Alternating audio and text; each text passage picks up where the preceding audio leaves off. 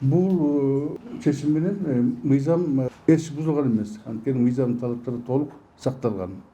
Эгерде ушул мыйзам бузулбай кабыл алынган чечимди жанакындай кескин түрдө терс баа алып атса, анда ошол мыйзам дагы ошондой баалышы мүмкүн да турабы? Эгерде тиги сот бул чечимди кабыл алууда мыйзамды бузбаса, мыйзамдын талабы менен чечим кабыл алса, анда эмне үчүн андай кескин терс таасир алыш керек? Муну ким баа бериш керек? Сот кабыл алган чечимге. Сот кабыл алган чечимге бааны жогору турган сот инстанциясы бере алат.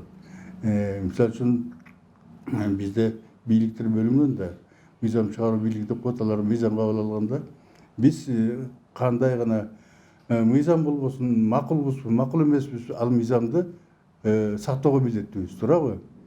А сот кабыл алган чечим ага жагабы, жакпайбы аткарылууга тийиш. Анан мына 1 жыл өтүп кеткенден кийин кайра көтөрүп ушул маселени биз бул чечимди былтыр кабыл алганбыз да, 13-июнь 2023-жылы. Ошо 11 айдан ашык убакыт өттү. Анан эми көтөрүп анан кийин эметип атканы бул кандайдыр ойлорго түрткү берет да, бул кайтадан бул маселени козгоого тиги бир шарт түзүлүп калдыбы кээ бир адамдарга, кээ бир эмелерге. Анан кийин ушул маселе азыр көтөрүлүп атат.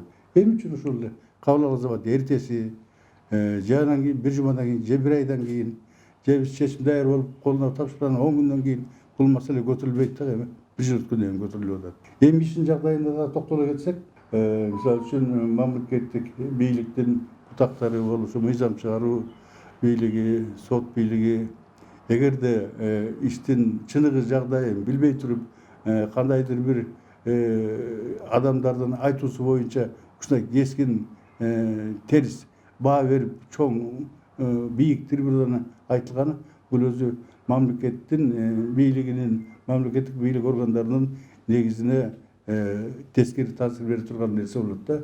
Мен ушул айтар элем. Эгерде сот кабыл алган чечим менен макул эмес болсо, ал ушу мыйзамда көрсөткөн тартип менен ага мындай иш аракеттер жасалса, анан анык чындыгын билбей туруп, кандайдыр эмоцияга алынып, бийик трибунадан ушундай сөздөрдү айтуу, бул биздин